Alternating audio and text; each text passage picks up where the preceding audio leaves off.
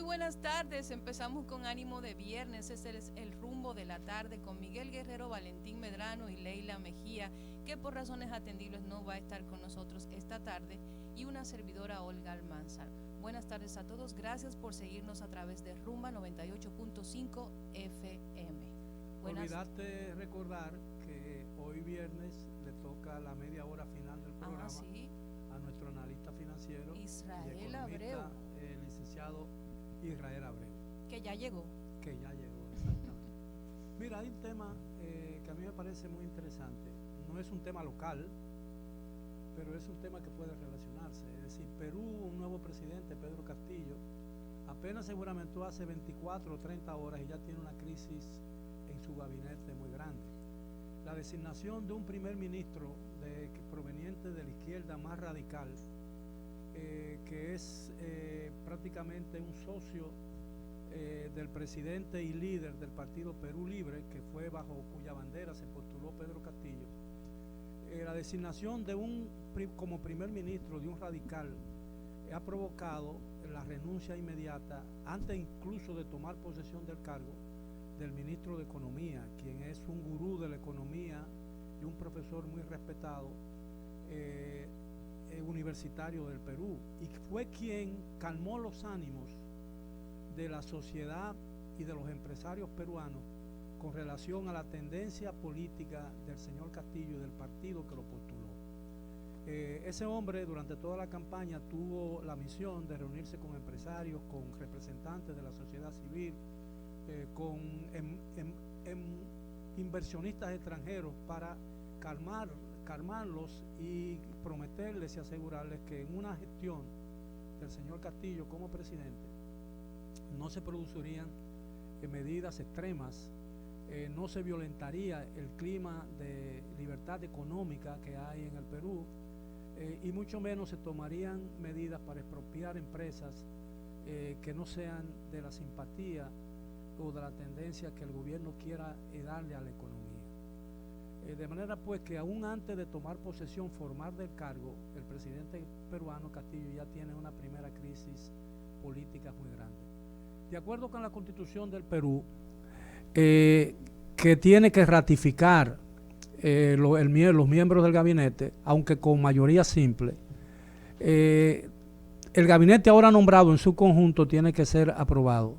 Dicen que después de la designación de ese primer ministro es muy poco probable que él consiga los votos necesarios en el Parlamento peruano para la ratificación del gabinete. Si eso no ocurre, él tiene que designar otro primer ministro y esperar que el Congreso o el Parlamento peruano lo ratifique. Si por segunda vez lo rechaza, el presidente queda constitucionalmente habilitado para cerrar el Congreso y convocar unas nuevas elecciones legislativas. De manera pues que ese país es mucho más complicado que el nuestro, las leyes son mucho más complejas, y ahí se dan situaciones que es imposible concebir en una estructura jurídica como la que rige en el Estado Dominicano. De manera pues que es lamentable que esto ocurra, pero la verdad es que desde su elección, incluso antes de que se le confirmara, por alguna serie de razones que enturbiaron el proceso electoral peruano, había mucho celo y muchas dudas e incertidumbre con relación a este hombre, a quien no se le reconocen muchas habilidades ni políticas ni intelectuales. Es un maestro de escuela rural. Eso no significa que no pueda ser presidente, porque hemos tenido presidentes en el país que ni siquiera han sido profesores de escuelas rurales. Pero de todas maneras Perú confronta ya una grave crisis que puede agravar la situación que ha venido arrastrando con el caso de la corrupción, donde en pocos años 5 presidentes han perdido el puesto en el Perú, y es posible que corra, espero que no, la misma suerte. Bellido siempre ha sido una figura controversial. Hace poco tiempo estuvo envuelto en un problema en redes sociales al definir este grupo Sendero Luminoso. Sí, que no era un grupo terrorista. Exacto. Y él ha afirmado sistemáticamente y continuamente que Cuba no es una dictadura. Así es, y de hecho se encuentra actualmente en una investigación de la Fiscalía precisamente por apología al terrorismo.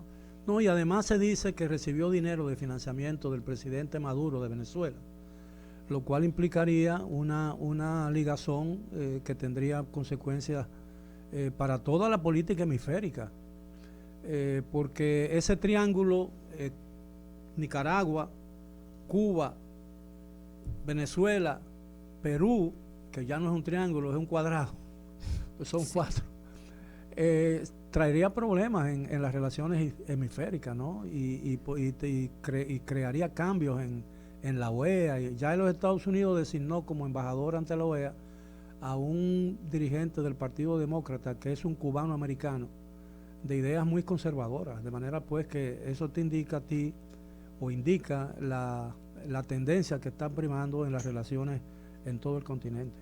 Así es. Y hoy nos encontramos con la información precisamente de que aumentaron la gasolina. Another one, sí. Me estoy refiriendo al café, no a otra cosa. ¿A cuántas? ¿Cuántas no, van? es la segunda. Que no me oiga mi esposa. La segunda dosis de café. Desde que llegué aquí, sí. Desde que llegó aquí. Bueno, la verdad es que aparte del tema el fallecimiento de don Johnny Ventura y las muchas muestras de cariño y respeto que se le han brindado, a mí me ha sorprendido bastante que The Rolling Stone, Le Monde de Francia, la BBC de Londres. No, y el New York Times lo comparó con Elvis Presley. La verdad es que es impresionante. Uno sabía que la trayectoria de don Johnny era bastante amplia y que tenía un legado incuestionable, pero es realmente motivo de orgullo, sobre todo para gente de mi generación que quizás no está tan ligada al desarrollo de la carrera de don Johnny como otras generaciones, ver la cantidad de manifestaciones a nivel de todos los países del mundo en relación a la muerte de Johnny. Decir lo que él dijo, mira qué rico, mami. Oye, qué rico, mami. Mira, incluso una de las cosas que me sorprendió, bueno, no me sorprendió porque todo el mundo sabe que el merengue en los últimos años, los últimos 15 o 20 años, ha trascendido las fronteras nacionales y ha penetrado. Los europeos ya saben contornear sus caderas a ritmo de un merengue pimentoso, como dicen, ¿no? Aquí medio con dificultades a veces, pero sí, tú conoces porque la bailan en inglés y en alemán el merengue, sí. Pero y algunos en francés, pero en el metro, en la oficina, en las estaciones del metro de Alemania se publicó una foto en un cartel noticioso, se publicó una foto anunciando y lamentando la muerte de Johnny Ventura. La verdad es que fue todo un personaje muy querido. Te puede gustar el merengue, te puede disgustar las posiciones políticas que asumió en los últimos años de su vida el señor Johnny Ventura, pero la verdad es que fue un hombre que conquistó el corazón de los dominicanos. De eso no hay duda.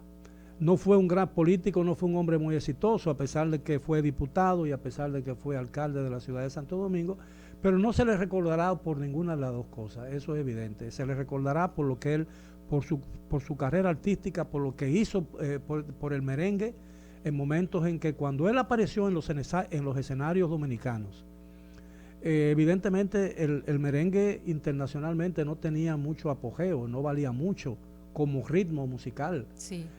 Sin embargo, él contribuyó junto con otros que le siguieron, y quizás uno que otro que le precedió, contribuyó a exaltar el merengue, porque incluso a pesar de que muchas de las canciones de las composiciones cuya autoría se le reconoce al señor Johnny Ventura, tenían una literatura, una letra bastante poética, ¿no? Él hacía poesía. Esa canción, no sé si es de él, sobre el yaque del norte, es una canción bellísima. Así con es, una letra bellísima. Que fue el último trabajo en el que estuvo precisamente preparando esa entrega, que fue a dúo fue en conjunto con varios artistas dominicanos. Sí.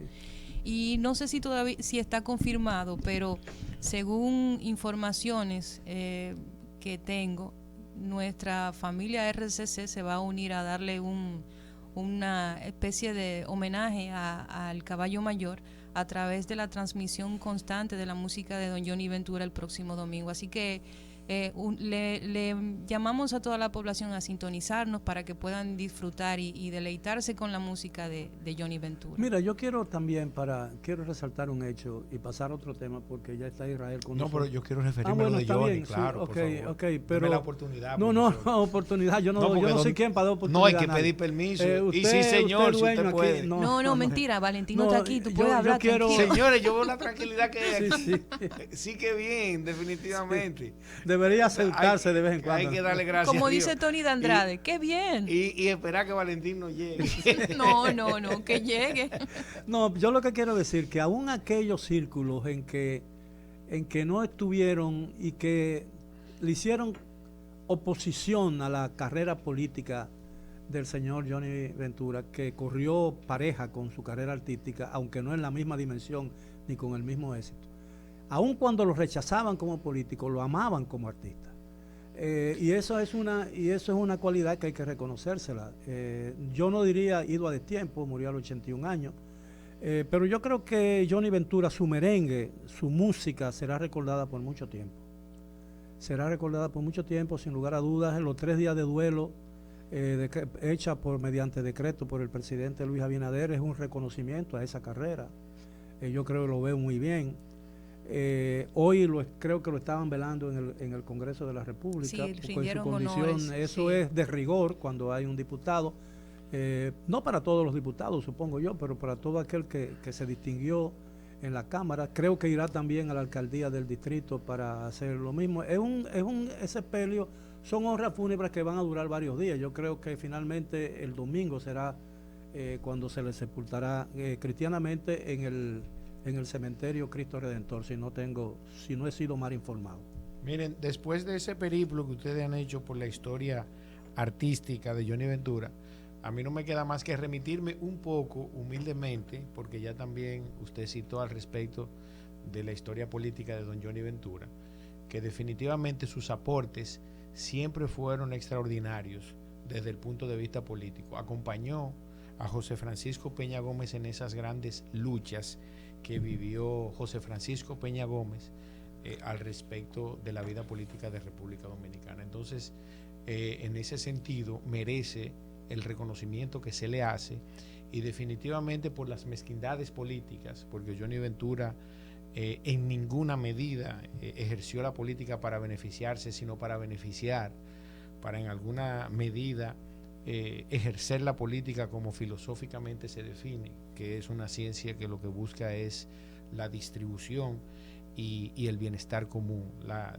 justa distribución de la riqueza y lograr el bienestar común. Yo creo que definitivamente tal vez la gente, dada la trascendencia artística que tiene Johnny Ventura, ha pasado por alto el aporte político que siempre hizo, que quiero resaltar que en una entrevista que le hizo Colombia Alcántara en el año 2018, si mal no recuerdo, creo que está colgada en YouTube, él establecía que en alguna medida fue un perseguido político por los 12 años de Balaguer. Durante los 12 años, no sé en qué medida pudiera ser confirmado ese dato, pero lo dijo, y que inclusive su vida estuvo en juego.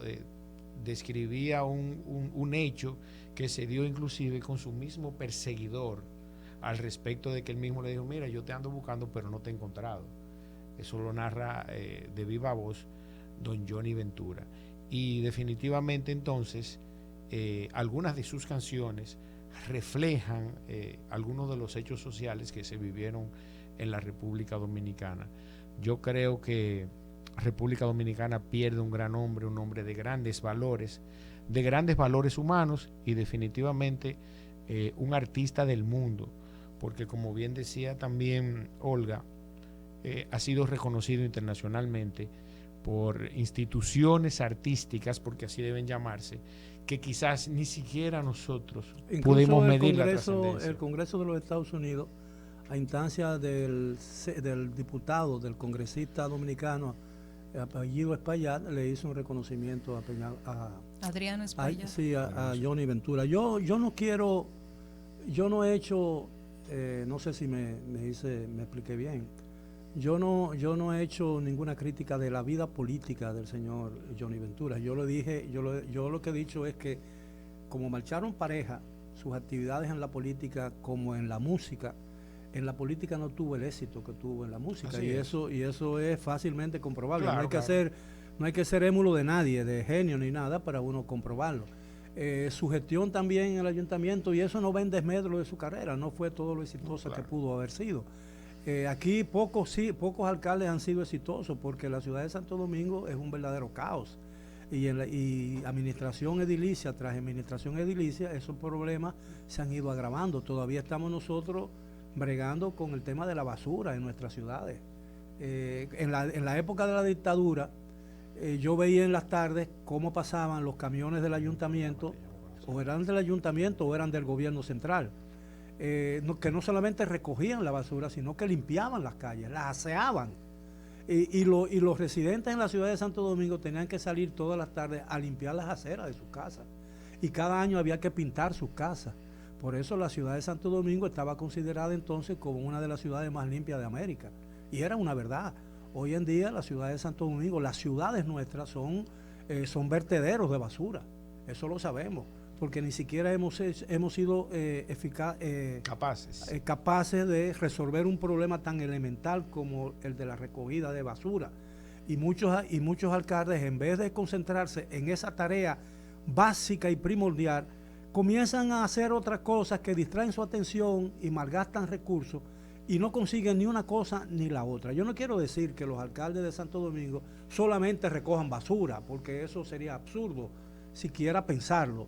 Pero yo lo creo es que, sobre todo, mira, si yo no quiero pasar de un tema a otro, pero aprovecho esta oportunidad, porque como la familia Mejía es una familia que goza de mucho aprecio en la mía, y Carolina, la actual alcalde de la ciudad de Santo Domingo, fue compañera de estudio de mi hija, y son muy amigas, yo me permití, quizás un atrevimiento mío, escribir una carta antes de que se juramentara, días antes. Y yo le mandé una carta diciéndole, le mandé copia de una fotografía que había publicado el diario El Mundo de San Juan de Puerto Rico, del que yo era corresponsal aquí en Santo Domingo, donde se veía una información que lo publicaron a 8 columnas en primera página, donde había un montón de basura en la calle Doctor Báez, antes de llegar al Palacio Nacional, que cubría prácticamente parte de la puerta, mirando en perspectiva, cubría parte de la basura. A mí me acusaron cuando salió eso, me acusaron de todo, de conspirar contra el gobierno, de la gente del PRD, de que yo estaba en una campaña para desacreditar el gobierno. Y eso ocurrió en la administración, en los primeros años de la administración del señor Antonio Guzmán, porque el síndico de entonces, así se le llamaba y no alcalde, Pedro Franco Badía, había expresado y estaba en plena campaña electoral postulándose para posible candidato presidencial del PRD.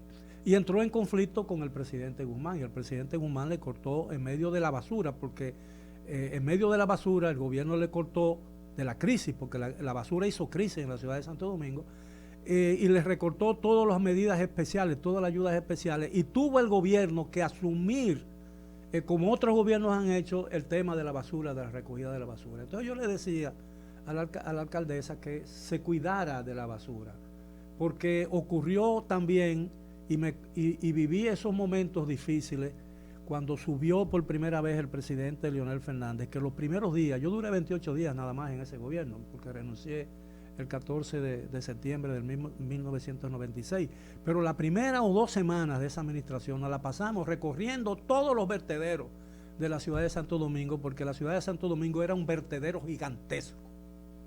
¿Entiendes? No había una calle, no había un barrio que no estuviera lleno de basura hasta el cuello.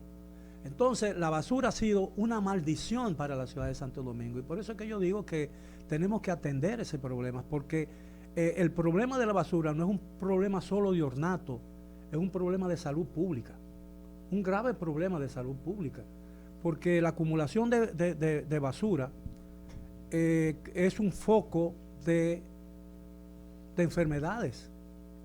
En un país donde mucha gente vive en condiciones muy precarias, donde no hay agua y no hay mucha posibilidad de aseo permanentemente en muchas variedades de Santo Domingo. Eso es lo que yo quería decir, porque yo no estoy criticando, nunca he criticado a Johnny Ventura. No.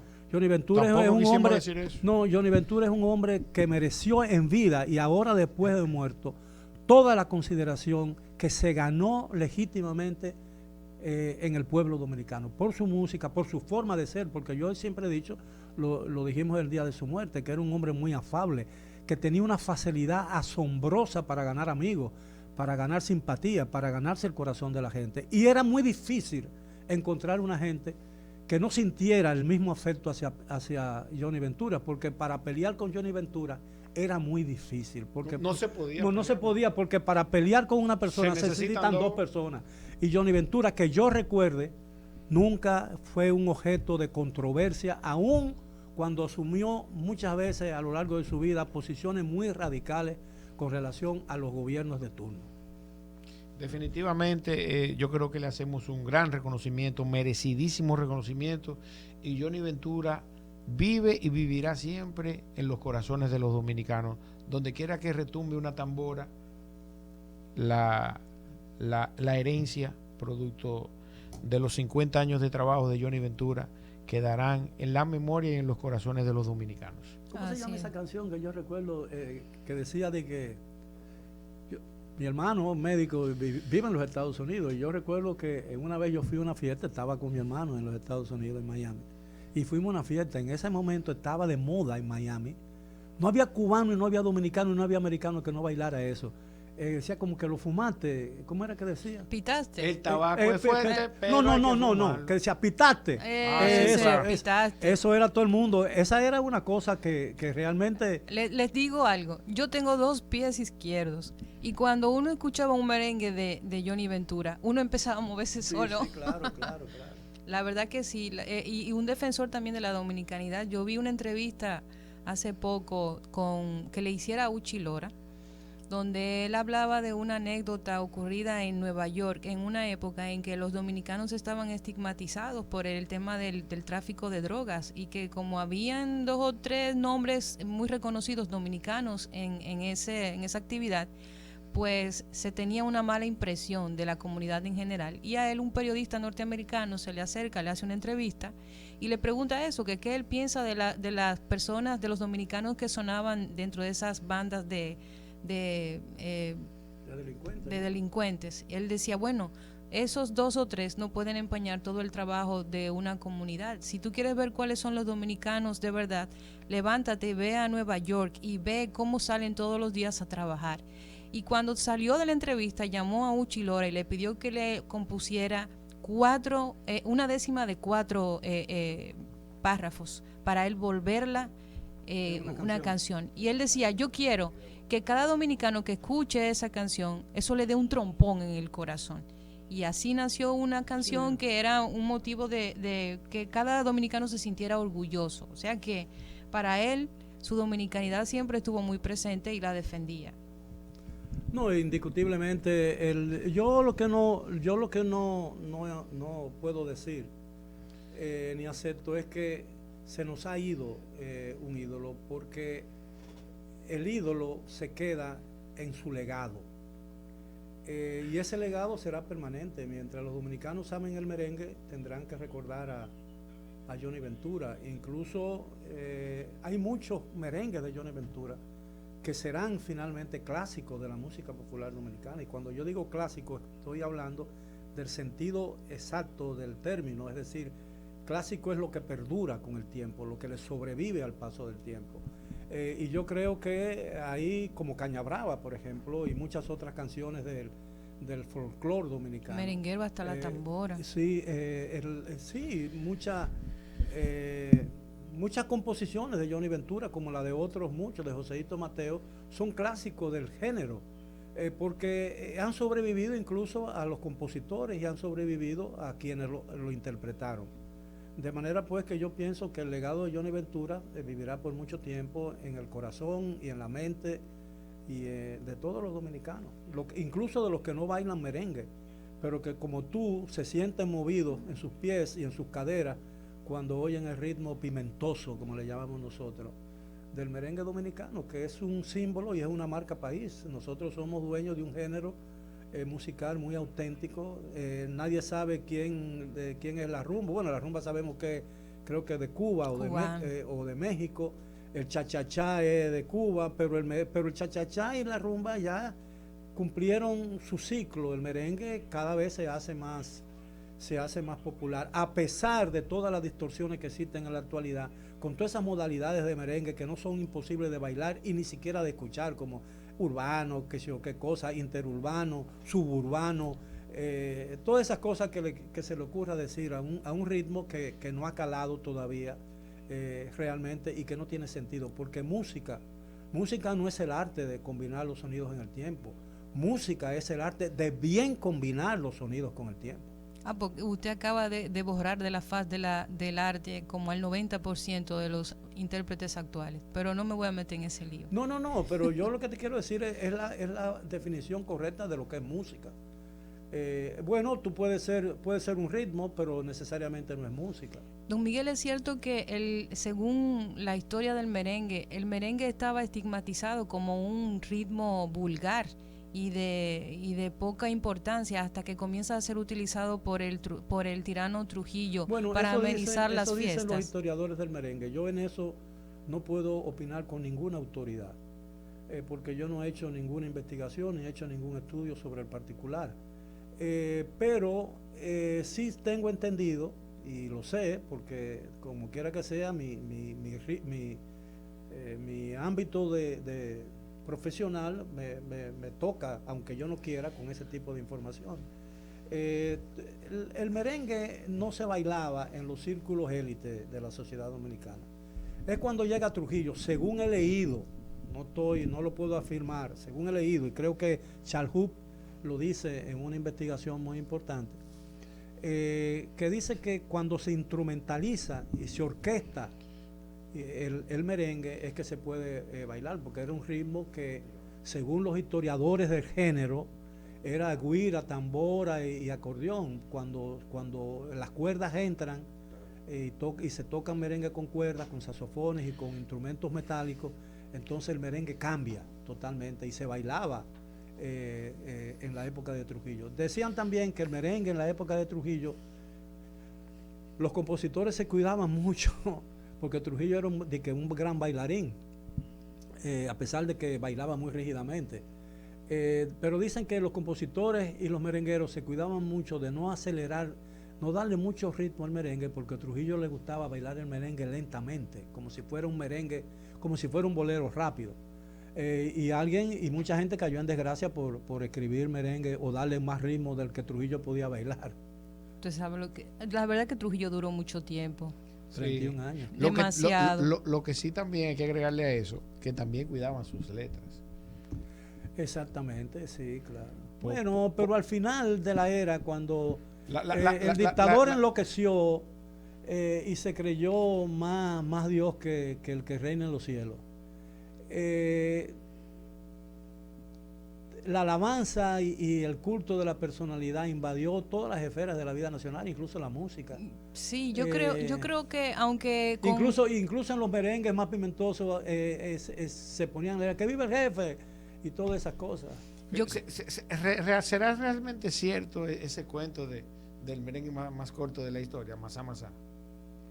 No conozco esa historia. Sí, que es un merengue que empieza. Sí, Masá Masá y Masá. Exactamente, hablando en patuá, ¿no? Sí, en creol, sí. En creol, en el idioma haitiano, y que supuestamente el merengue arrancó y ahí mismo terminó. Bueno, también se dice que hubo que ponerle berrón a Trujillo. También se dice que el himno comenzó a cantarse solamente en las primeras 4 estrofas con el que se conoce oficialmente, y no el himno, la literatura completa, todos los versos completos, porque es demasiado largo, porque Trujillo, por razones de seguridad, no le gustaba, como era muy militar y respetaba mucho los emblemas nacionales, él se paraba siempre rígidamente y obligaba a todo el mundo a pararse cuando se estaba tocando el himno. Había que pararse cuando se tocaba el himno. Aunque tú tuviera una necesidad fisiológica urgente, tú tenías que pararte, ¿no? En la calle. Y se tenía que tocar el himno a determinada hora del día, subiendo la bandera, aseándola y todo. Tú no podías tocar el himno nacional en un sitio público a cualquier hora. Y entonces decía él que por razones de seguridad, él acortó el himno, que se cantara el himno oficialmente acortado, por razones puramente de seguridad. La verdad es que yo creo que todas las manifestaciones del arte sufrieron un frenazo cuando la dictadura, porque nadie se atrevía a hacer algo más allá de la alabanza al jefe. La dictadura lo primero que hacen, y perdona que te interrumpa, y en eso tú tienes razón, todas las dictaduras, la de izquierda y la derecha, establecen normas culturales, es decir, la cultura, el arte gráfico, el arte plástico, la música, la literatura, la poesía, tienen que estar ceñidas bajo ciertos reglamentos, las normas éticas. Por ejemplo, en los países comunistas, el realismo socialista, había que ceñirlo, por eso se prohibieron libros en la Unión Soviética, se han prohibido libros. Se quemaron en muchos. Cuba, el caso de Ernesto Padilla, que fue un caso de resonancia, que fue el que provocó la enorme disputa que separó a Gabriel García Márquez, el Gabo, de Mario Vargas Llosa, y que hubo una bofetada de por medio, según tengo yo entendido, en México. Sí, definitivamente. Y miren, en sentido general, yo creo que la cultura juega uno de los papeles más importantes dentro de una nación. Y digo nación y no país o estado o gobierno, porque me refiero a mis conciudadanos, a las personas que forman parte de un país, por eso digo nación. Y en todos los órdenes, inclusive esa falta de identidad que se puede identificar en los jóvenes, en las últimas 2 o 3 generaciones quizás, se debe a eso, a la falta de regulaciones al respecto de la cultura, a la falta de fomento también. Aquí viene cualquiera con los pantalones en el suelo y así anda todo el mundo de un día para otro, y usted me excusa que lo diga así. Sí. Y puede servir de crítica, alguna gente dirán que estoy siendo sectario, por así decirlo, pero definitivamente yo creo que es una crítica que se le debe hacer a los nuevos gobiernos a partir de lo que en alguna medida, aunque fuera en favor de sus propios intereses, Trujillo fomentó. Definitivamente ser dominicano era sentirse orgulloso, inclusive años después de Trujillo, ese fomento a la cultura dominicana es un producto de, lamentablemente así decirlo, el trujillato. Ahora, un joven de 15, 20 años se identifica real y efectivamente con los valores culturales autóctonos de nosotros. Yo creo que no. Bueno, yo te voy a decir una cosa, yo ahí me voy a remitir a la psicología. Yo soy una crítica también de que es un tema pendiente de todos los gobiernos, el incentivo a la cultura.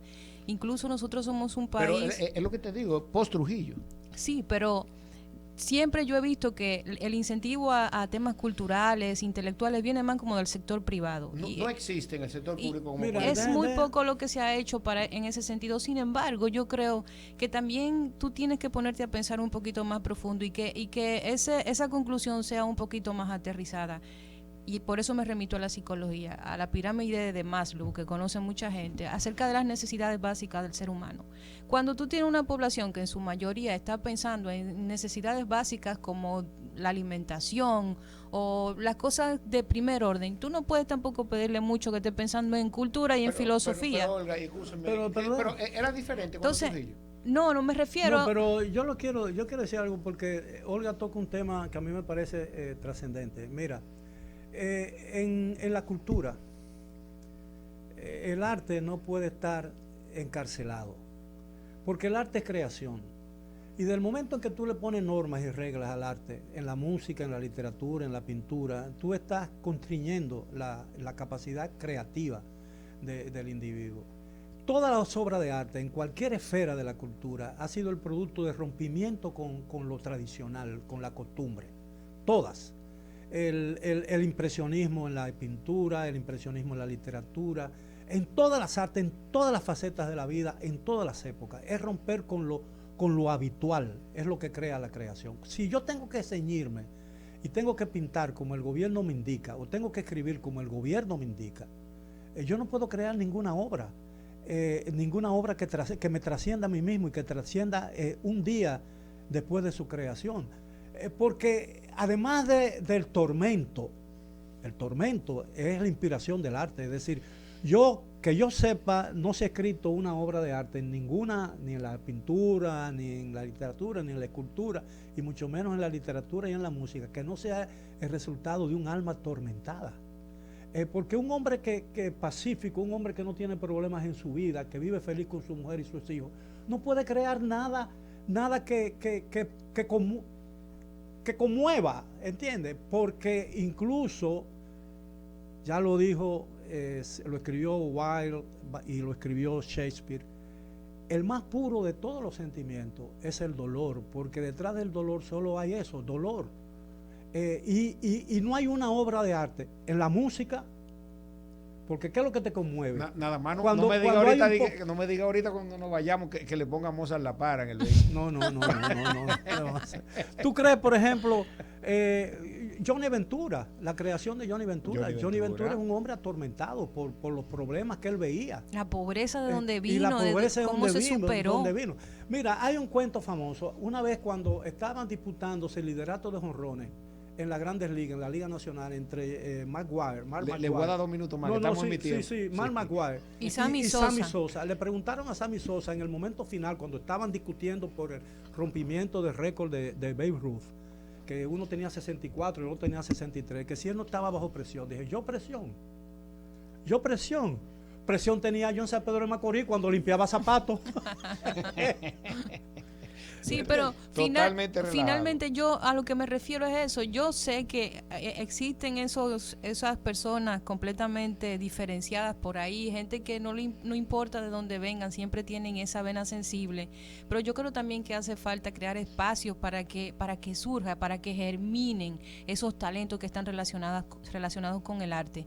Lamentablemente muchas veces el consumo, lo que la gente quiere es lo que determina a qué se apoya, pero yo creo que hay un tema pendiente, y ese tema pendiente es precisamente motivar más esa parte y sobre todo tener un poquito más de celo con lo que es nuestro, empujarlo, motivarlo, cuidarlo, preservarlo. Yo creo que esa parte está pendiente, y ojalá que a partir del fallecimiento de don Johnny Ventura, pues se tome su ejemplo, esa trascendencia que él representa como figura y que hemos visto en todas esas manifestaciones alrededor del mundo, para sembrar ese granito de apoyo a la cultura dominicana. ¿Cuánta falta hizo hoy, Valentín? Porque el señor Israel Abreu se queja de que le íbamos a quitar 2 minutos de su tiempo, cuando él nos ha quitado 30 minutos de nuestro tiempo. No, yo me integré a lo de ustedes, pero ustedes se van a integrar conmigo a los análisis que vamos a hacer. No, pero vamos a hacerlo bonito. Y ahora vamos con nuestra acostumbrada sección de economía con Israel Abreu. El rumbo de la tarde, el rumbo